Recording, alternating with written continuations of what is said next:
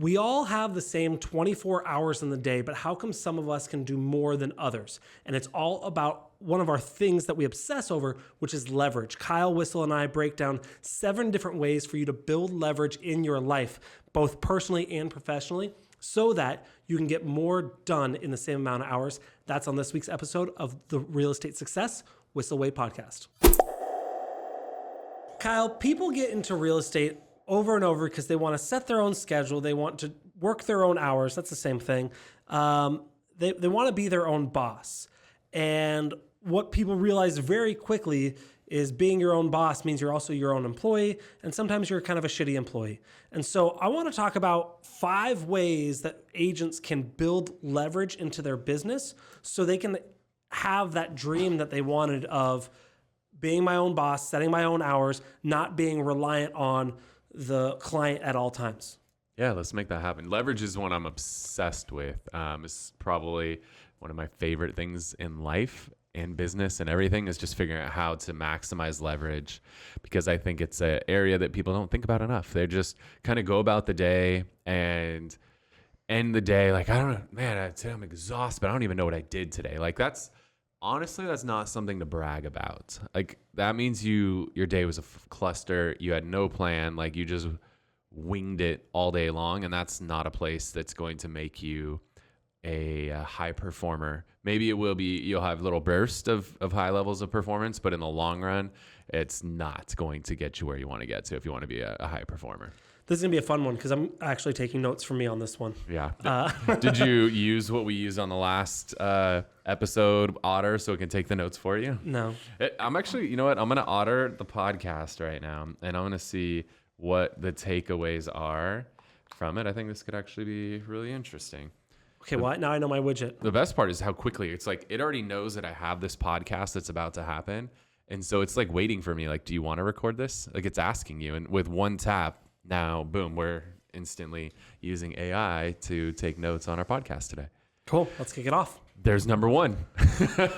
There is a point of leverage right there, is to have a system, right? To utilize systems in your business to complete tasks for you so that you don't have to. I've actually found sometimes if I'm meeting with a client and I'm taking notes, like right now, if you're watching this on YouTube, like Bryan is listening to me and he's writing simultaneously, but anytime I'm writing while trying to listen, I'm not doing either at 100%, because you can't listen to me at the same level when you're writing on paper as if you're staring at me and making eye contact with me. There's going to be stuff that's lost in translation when you're putting your head down and writing. So if you could actually not have to worry about writing because you know that you have your AI that's taking notes for you and writing down the important details, that is a form of leverage in itself. And that's just one tool, but there's so many tech tools out there that can save you massive amounts of time. So other, type of tech tools to save time is something like Zapier, which can just help automate super repetitive tasks. So if you ever find yourself doing tasks over and over that are, we call these a lot of tasks are like swivel methods, where you're like, let me take something from here and let me swivel my chair and let me put it over there and let me do it again and again and again. Like if you find yourself doing these repetitive, tedious tasks, you can automate stuff like that with a system like Zapier. And there's other, things like that. We use one called Interface that's more specific to real estate, and it integrates amazingly well at a much higher level than Zapier with things like Follow Boss. So just leveraging technology to complete tasks for you, so that you can take your time and stay focused on income-producing activities. That was a big one. Yeah. We could probably go 5 specific technologies, but I want to try to do 5 like different things. I love that. I would have been like, here's 5 technologies at the end. You're like, that would be easy. That would be really easy. Well, since we're already into the show, but why don't you do the intro to the show so people know who we are and what we're doing here? Yeah, we forgot about that, didn't we? We didn't. It's fine. We jumped in and gave them number 1. Yeah. So now they want to stay so they can get the other 4. Let's go. My name is Kyle Whissel, your host with eXp Realty here in San Diego. I'm Bryan Kochi, Director of Marketing here at Whissel Realty Group. The goal of the show is to give you the tools, techniques, and tactics to go out there and crush it in your business. The way that we like to do that is to answer the questions that you have for us. So if you ever have a question you want to have it answered on the show, go to thewhisselway.com, thewhisselway.com. Ask us questions on there. Subscribe to the podcast and YouTube channel.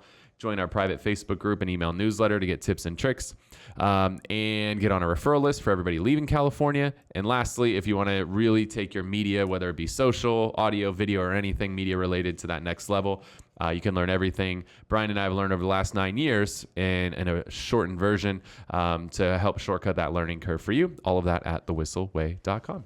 All right, so we gave him number 1, tech. So technology.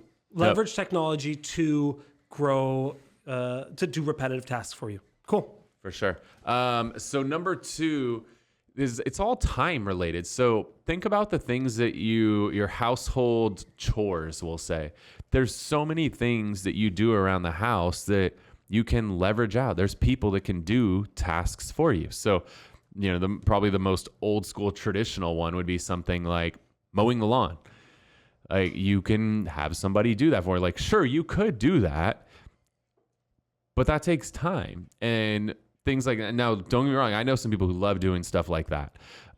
If that's your jam and like it makes you feel good and it fills your cup, then do that. Like, because it's not just about time; it's about being happy too. Mm-hmm.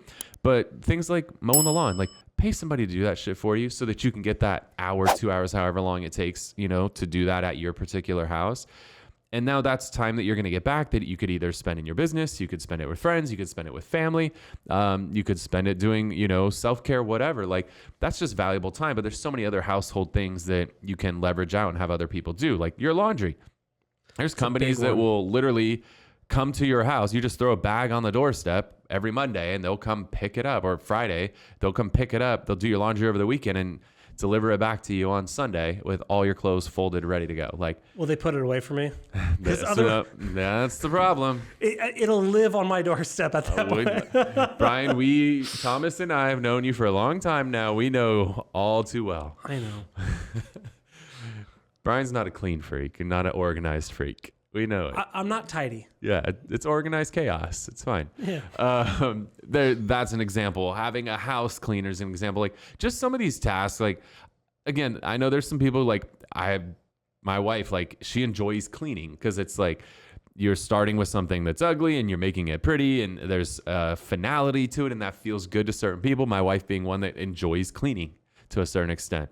Not all the cleaning, but like she likes that. It makes her happy. Or sometimes she likes doing laundry. It's like something she can just zone out on. But again, it's like there's a beginning and end, and that feels good and it fills people's cups. So, whatever floats your boat makes you happy. That's cool. But ultimately, these are all things that you could leverage out, and you can protect your mental state, which almost is more important. Like for me, the thought of like gassing up a lawnmower or like weed whacker, those ones weed whackers are my least favorite. Because the damn weed whacker, like it's not going to start. You finally get it to start, and then you got to deal with like the string, and then the string's getting tangled or it's running out of string, and you got to refill the string. Like that is just maddening. And like, why do I want to do this and like frustrate myself and put myself into this negative state when I could just pay somebody a little bit of money to do stuff like that? I mean, these are simple things, but it's something that everybody should be doing. Yeah. And I really like that you talked about not only now you have those 2 hours on a Saturday to do your open house, but it's also, okay, well, maybe I don't want to do that, but I have time to spend with my friends, my family, whatever. And using that to, now, of course, we need to fill it with other activities somewhere. Yeah. But that's also important as well. So I like that you talked about that. Yeah. Next one, this somewhat, I guess, ties into the household thing, but I feel like is a little bit different. But just I'll be the judge. Your grocery shopping. That's different. So this isn't like around the house, but this is like one of those things that you have to do. Like to go grocery shopping is crazy. And so you can use services. Instacart is probably the biggest one, at least here in San Diego. I'm sure there's other services. Some of the grocery stores, you can go direct to them, and they have their own service. Some of them go through Uber Eats or DoorDash. That's fine, whatever. But those services that can go do the grocery shopping for you, again, that is not a place to put. I am not in a happy place when I go to a grocery store. Now, if you go grocery shopping on the regular, you probably know where stuff is, but like, Yes. I don't go to a grocery store rarely. Like, to go in there and have to find something, I can't fucking stand it. Like, I hate it. Puts me in a negative space. Just even talking about it winds you It up. does, yeah. Like, the only reason I go to a grocery store is alcohol and flowers. That's it. And I just know anytime I go to a grocery store, I can't leave without flowers. It's Or just alcohol. Yeah, they go hand in hand. That's literally the only thing I ever go to the grocery store is alcohol and flowers and nothing else. I just don't go for any other reason. When I go, I only buy enough for one meal. Yeah. I don't do it well. So like Instacart is great, right? You can do all your order in there. It's super easy. You're going to pay a premium for the product and delivery, whatever, but like still that time you can get back and to stay in positive headspace or, Brian, I know you use a service like this, Home Chef, HelloFresh, Blue Apron, these types of services. We like to cook. We enjoy cooking, but the thought of like having to buy all the damn ingredients is a tedious task that is not fun. And then you end up buying and you end up with like a pound of turmeric. Like then you needed like a teaspoon, but you had to buy a pound. Like what? It's the spices. It's always the spices that get you. So even using services like that just make it easier. So when it's time to prep, you have all the ingredients pre-portioned out, clear instructions how to do it. And you don't have to think. Not having to think is a huge one.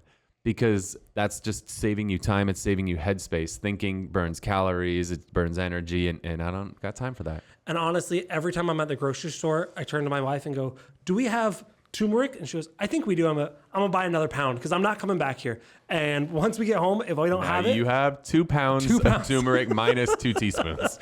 And you mentioned it kind of in the grocery shopping when you mentioned Instacart. But I would also put in here kind of all food delivery stuff. Okay, I was save it, but we'll lump it in there. Yeah, just let's lump it in. food because I want to get a few real estate specific ones.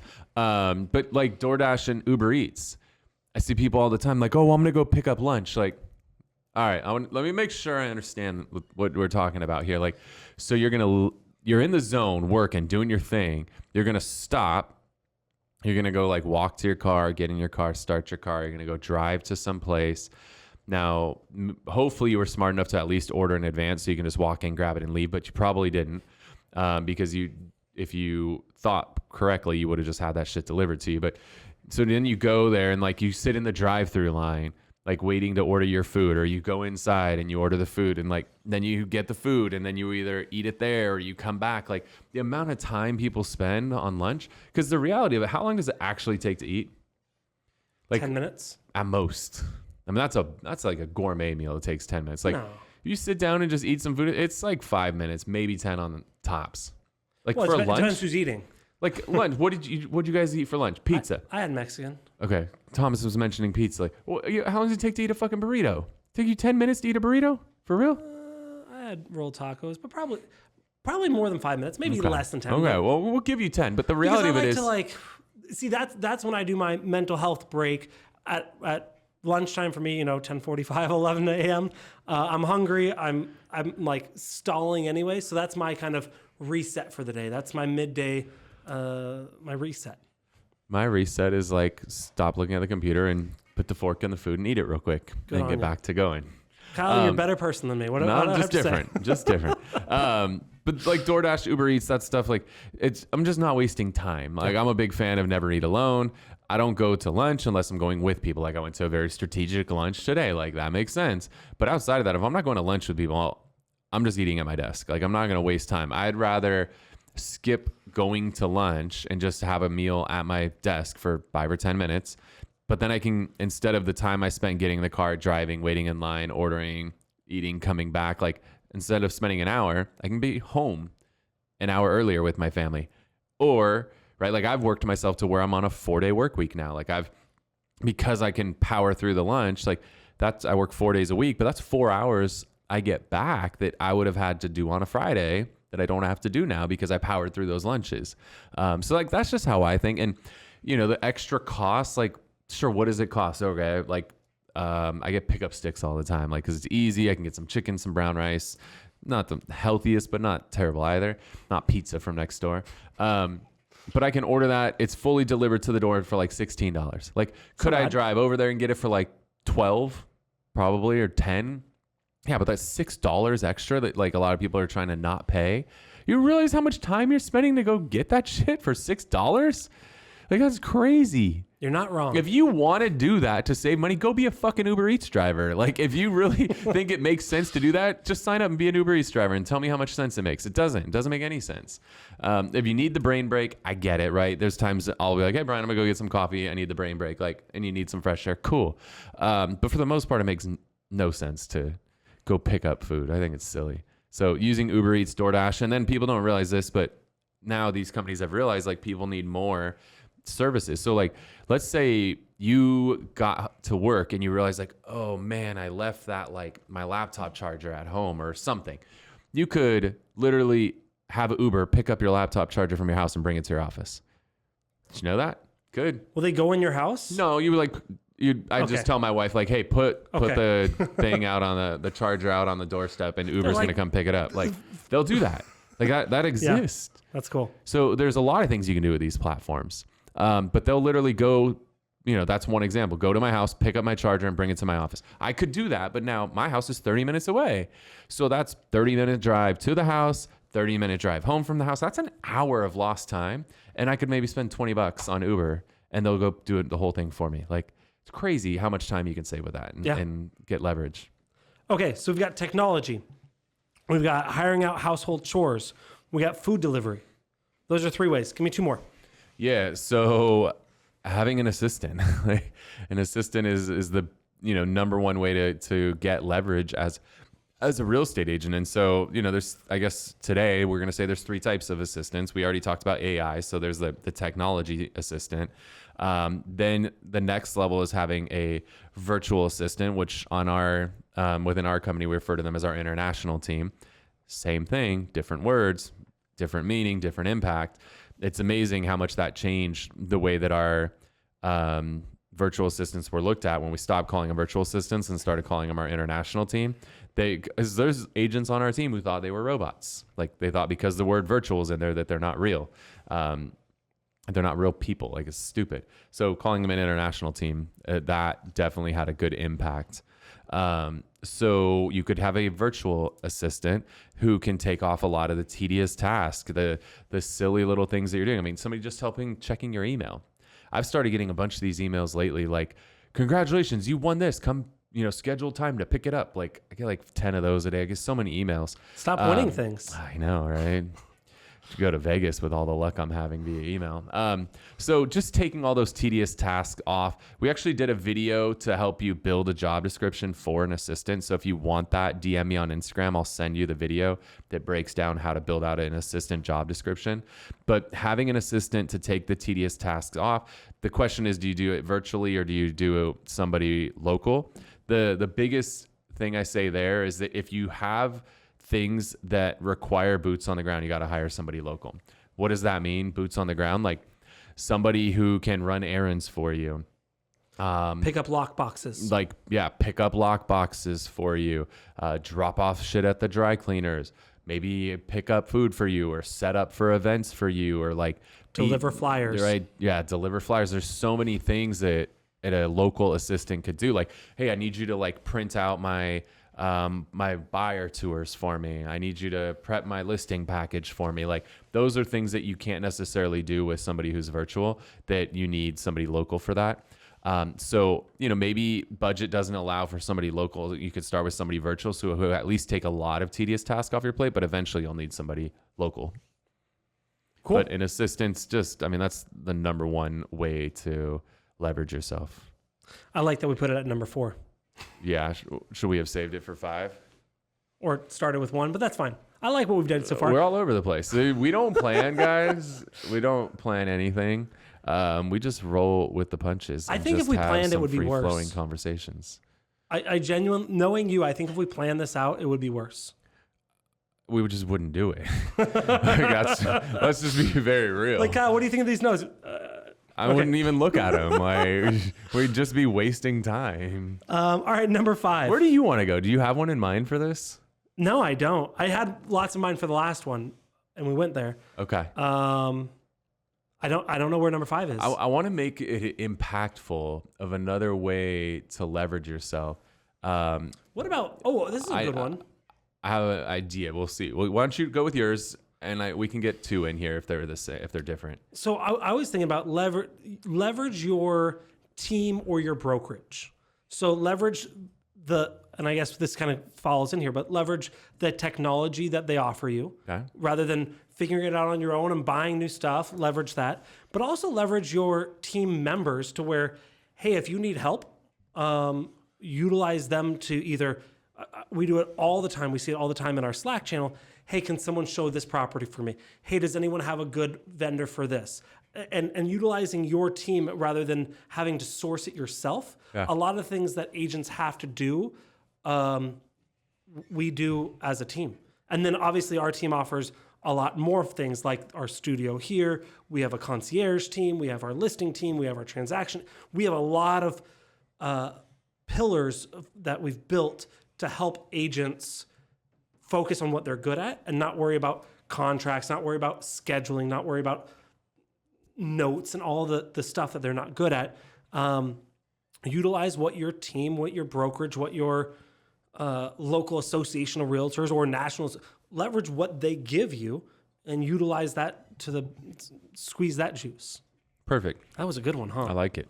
And it bought me time to figure out what I want to do. You weren't thinking. You were like, I don't know what you said because I was thinking. No, But I paid attention.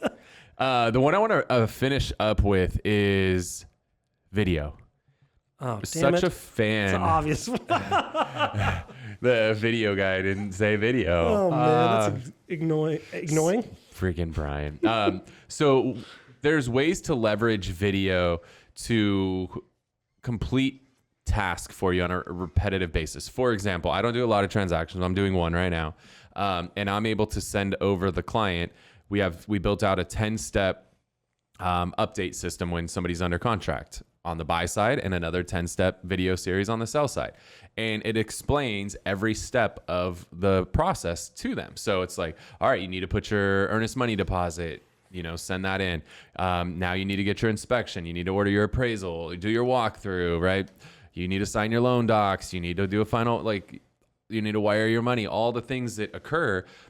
But the beauty is, instead of having to explain this every single time I'm under contract with a client, I can just send them this video series and it answers a lot of the questions for them. So by shooting these videos one time, it's leveraging that one time. But now these videos, if you pull them up on our YouTube, they've been viewed hundreds of times, if not thousands, cumulatively thousands of times. That's saved me. It saved my team a ton of time to not have to shoot the same freaking videos over and over and over and over again.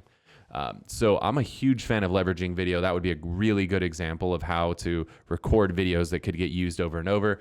But I just use this. I had a client who's relocating from another area, and we spent a lot of time on this one video about helping educate people about the different areas of San Diego. And they were like, I don't know anything about San Diego. And I was like, boom, here's a video where I explain everything about San Diego. We spent 2 days out in the field recording, and then I don't know how many hours editing for this 30-minute video. But that video's had thousands of views that people have, other people moving to the area that don't know San Diego got to watch it. But even particularly, I had a client who didn't know anything about San Diego. I was like, hey, I'm excited to meet with you guys tomorrow, but just if you have some free time between now and then, here's a video you could watch to give you a little brief overview of San Diego. It's huge. Yeah, I also wrote down FAQs, questions that get asked over and over, and you can be proactive with this. Hey, we're going to be talking a lot about real estate specific terms and jargon.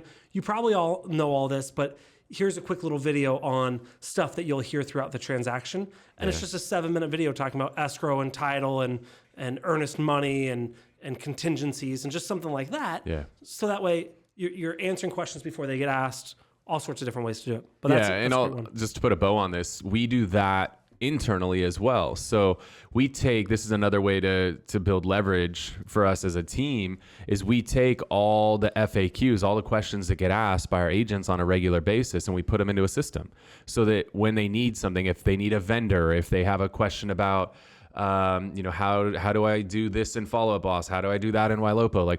anytime we get a question that we believe that question will be asked again, we'll take the question and the answer, and we'll throw it into Trainual. And now we've trained our agents that when they have a question, first thing you do is go to Trainual, and 9 times out of 10, the answer to your question already exists inside of Trainual. Therefore, we're not having to answer the same question over and over again. So Trainual does a lot of the work for us. And then we built our trainings in there as well, where I've recorded videos 5 years ago training people on like the basics of Whissel and the systems. And those videos have been used for 5 years now to train agents coming onto our team. So we love Trainual. If you want to get dialed in with Trainual, I can get you a discount on it. Just send me a DM and I'll hook you up with a code to get dialed in. Trainual is amazing it's a learning management system and a frequently asked questions system in one package. We're huge fans of Trainual. So DM me at Kyle Whissel on Insta and I'll hook you up. I feel like Trainual could have been its own thing. We basically just made it number 7. So yeah, I wouldn't say when you were talking about Trainual, I thought you were going to talk about all the past meetings and the huddles and all that sort of stuff that we put in there, which again, a meeting that we host once now lives forever with notes and it's searchable. But Trainual as a whole is number 7. I love that when we talk about 5 plus 2. Cool. Yeah, bonus. I love it. Awesome. Well, hopefully you guys got some value out of the show today. If you are listening on a podcast platform, make sure you subscribe so you can check out future content that we post. Also, if you enjoyed it, hook us up with a review. Reviews on podcasts are very hard to get, and when you get them, they're very valuable. So if you can hook us up with a review, if you enjoyed it, that's really appreciated. And if you're watching on YouTube, if you can hit that thumbs up button, let YouTube know you enjoyed the content. If you have questions, throw it in the comment section. Brian and I personally respond to all of those.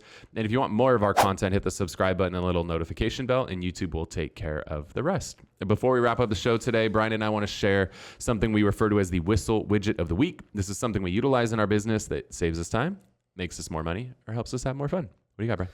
So I've talked about Dropbox in the past. They've been adding new features quietly. I don't know how quiet. I just haven't been paying attention. One of the things that I love is we use Dropbox to transfer video files between us and our international team. And so we'll go back and forth, and they'll edit it, and then we'll QC it. And once it's ready, we have it in a pile of videos ready to go. And usually it's at that point that the person who distributes it is often a different person than who edited it or QC'd it, right? We have different people for different things. And so one of the things that I really like about Dropbox that they've added is they've added the transcript feature.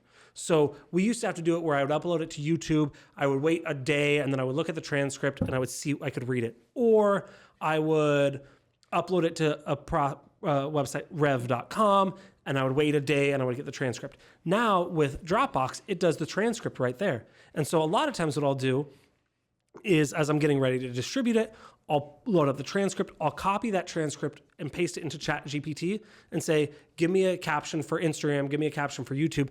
And usually it's about 65% of the way there. And I'll delete things, and I'll add things, and I'll move things around. But at least for a 45-second reel, not that big a deal. But when it's an hour-long video that we're posting about, I'm like, I don't know what this video is about. I'm not going to watch it so I can get the copy. And it's going to take me half a day to do that. So I'll just take the transcript. We do this when we have speaking gigs. I'll just take the transcript, throw it in ChatGPT, summarize it for me, make a blog for me, give me a caption for it, give me email subject lines. And so I love the transcript feature in Dropbox. And you can also now crop videos. You can trim off the front or back, or so they're adding some editing features in Dropbox. That's pretty nifty. Not the best editing tool, but better than nothing. So I'm a fan. Nifty. Yeah, it is. Yeah, you use the word nifty, right? Nobody uses the word nifty. Never.